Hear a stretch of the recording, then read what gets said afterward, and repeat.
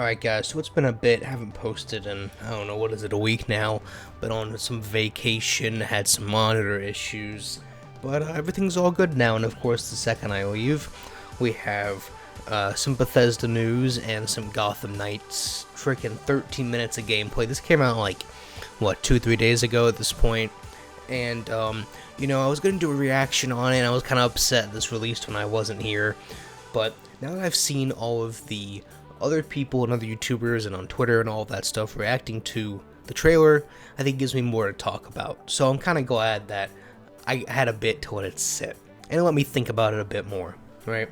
So first impressions, if you somehow ever haven't already watched this, or if you don't know what Gotham Knights is, it's basically one of those Batman beat 'em up games that, you know, the whole Arkham trilogy that came out a few years ago, well, more than a few years ago at this point, but it's one of those, but multiplayer, right? It's 4-player co-op, and that's pretty much essentially, before this trailer came out, all you knew, right? That, and it came out in October, and so now this is out, and they've shown off some gameplay, and between Red Hood and Nightwing, and just to pretty much confirm it works almost exactly like those Batman games worked, right? It is literally almost just a copy and paste of that very bouncy, beat 'em up type Batman / Spider-Man combat. And, you know, for the most part, I mean, this just comes down to actually playing the game. The combat looks fine, it's exactly what I expected. I think it's the best you can do with something like this. I mean, this is going to get compared a lot to the Avengers. I haven't seen it compared to the Avengers game that much yet, but I know it's going to, and we'll get to why even more here in a second. But just based off the combat, I mean, again, with Batman, it looks like that type of game, right? Spider-Man, whatever you want to compare it to, it's that beat-em-up style combat where you have like 2 or 3 combos and, you know, a light attack, a heavy attack, and a special, and you just push those in different orders along with some abilities here and there. And, you know, pretty generic looking combat, but it is what it is. It's what you've come to expect, or at least what I expected, right? Graphically, it does what it needs to do for this style of game. It's nothing super impressive, but it doesn't look bad by any means.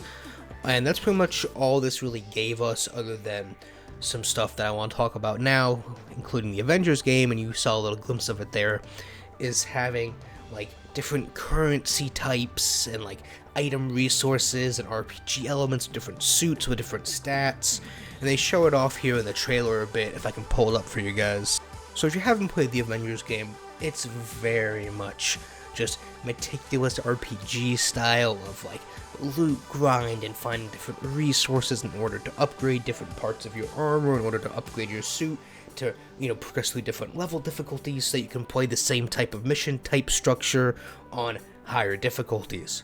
And that's what this looks like, right? And again, I could be totally wrong. This could totally just be like a suit customization, but based off of just how many suits there were, and we'll get into microtransactions here in a minute, and just like the resources that they showed off and how much different types of resources there are and how you get them and like the open world activities, it looks very much like the Avengers game, right?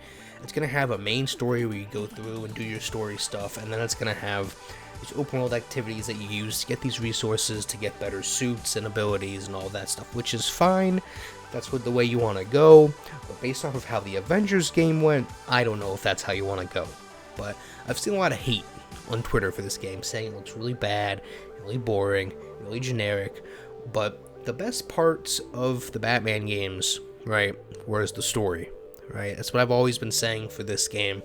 I don't know how you're going to do this with 4-player co-op, because typically, and there's exceptions, but typically for the most part, online story games just don't come anywhere close to single-player story games, because you just can't get that same cinematic feeling. You can't frame things in certain ways because you have to predict for more people doing different things, blah blah blah, how they interact with each other, all that stuff. Now, that being said, if you look at the Avengers combat, I've made like 8 Avengers videos at this point. If you haven't, go watch one of them. I'll, you know, talk for 30 minutes about it. But the Avengers combat looks insanely boring, insanely repetitive, just like this one, right? I mean, it's your basic, you know, run-of-the-mill combat. That it looks fun, and it's real fun for about the first 10 hours, and then it gets super repetitive, but it's not. Avengers combat's fun. It's really fun, especially when, like, you memorize all those combos and unlock everything on the skill tree. It's fun, like, the core gameplay and the progression and, like, the story, none of that's good, but the combat itself, it's really fun, and that could be the same thing here, right? And it's really going to come down to how good is the story, how well is it written, and the progression, right? Is it super grindy? Am I just gonna have to play the same like levels or events over and over again in order to, you know, play on higher difficulties, to get different gear resources, to level up? And, you know, at a certain level, I don't want them to lock everything behind, you know, level caps, so you have to progress certain, you know, at certain percentages and be this level to do this, or it's practically impossible, because what that does is if it is unbearable and it's super boring, it draws it out even longer and just makes it that much worse, right? But then there's also no point of having all of these resources and skill trees and cosmetics and customizable suits with like different advantages and disadvantages if you don't really need them. So, you know, there's two edges to that blade, if you will.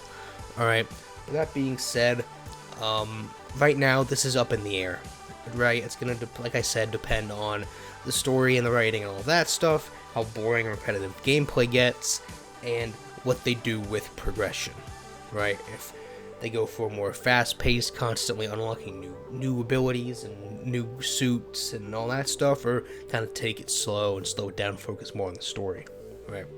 So that's that. The last thing I want to talk about is they have a pre-order bonus, which stresses me out. It just looks like microtransactions. It looks like the Avengers game, right? And this game's online, right? If this was like a single player, you know, game, then fine, I'd say there's no way there's microtransactions and this is just a pre-order bonus, right? But look at the Avengers game, and like I said, I've said the Avengers game like 9 times. I think that's really what you want to compare this to more than Batman, right? It's in that same universe of Batman, and the combat, like with the Avengers, is all similar, but as far as how the game's going to function, it's definitely, you know, going to be games as a service crap, where you have DLCs that release month after launch with new suits and all that stuff, and there's no way there's not microtransactions in this game. But if there's not, fantastic. But that's just my opinion based off what we've seen so far. But let's go ahead and transition to the other thing I wanted to talk about in this video. So Starfield, if you don't know what Starfield is, go look it up. It's a Bethesda game, right? They do Doom and Fallout and all that crap, right? Skyrim. And Starfield got delayed, basically, is just the short way of putting it out there. I kind of knew this was going to get delayed. Like, it just felt like it was going to get delayed based off of all the stuff you've been seeing. Like, oh, it's going to be the greatest game of this generation. It's going to be the next Skyrim, right? That's what everyone's been saying. And especially since looking at it, this trailer came out 10 months ago, and we haven't seen anything since, right? And the game was supposed to come out at the end of this year, right? I feel like you should have got more than that by now. Maybe, you know, maybe not a full-on gameplay trailer, but something more than this. But, yeah, so the game got delayed to next year. I'll pull up the tweet now. And basically, you know, they go on to say it got delayed, blah, blah, blah. And they're like, oh, well, we want to make it as good as it can be, and, oh, well, we're trying to be more innovative now, and blah, blah. You know, we want the game to be as good as it can possibly be, so we'll push it back. And we have new ambitions, right? That's what it says there, that stupid second paragraph. I don't know about all that. Right, everyone's speculating that they're trying to, oh, they want to switch to Unreal Engine 5, since that just came out. And use that, because a lot of games are trying to do that. No. The game's just nowhere near done. that's what it is, right? But if you want to believe whatever you want to believe, that's fine. But the game's just not close to done. I mean, every single game that's ever coming out pretty much got delayed like a year and a half. So this isn't coming out anytime soon. I don't even think it's going to come out in the beginning of 2023. They won't release it, because you got through 3 windows, right? I guess if you're relatively new to game launches, right? Your 3 windows. You have your October through December, you have your January through like March, and then you got everything else, right? April to whatever I said, September is that middle window. Pretty much nothing comes out, right? Like, you got like Sniper Elite 5, like Lego Star Wars.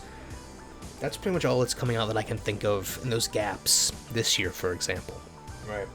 And so maybe this will go in like that summer gap where nothing really comes out, but I doubt it. This is too big of a game, and since it's going to be an Xbox exclusive, and it's going to be on Game Pass day one. They're not going to want to launch it in the middle of the summer.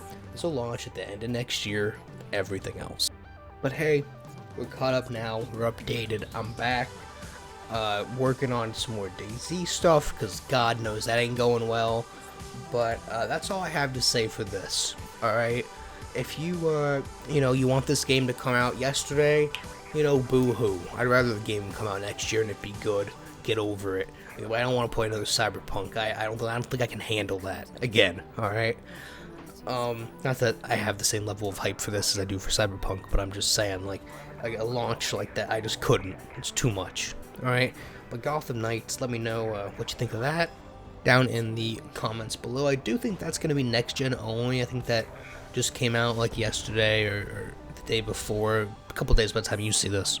But it just dropped that they're not doing last-gen versions for the same reason Bethesda just gave. We want the best version possible. No, shut up. But whatever. If it's great, it's great. If it's not, it's not. But that's it. That's all I got for you. See ya on the next one.